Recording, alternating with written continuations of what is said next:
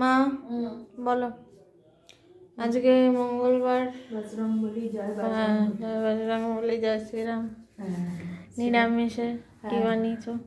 হ্যাঁ আচ্ছা, এখানে হচ্ছে পরোটা, মানে পরোটার মতো না, লুচির মতো করে শেপ পরোটা করেছি।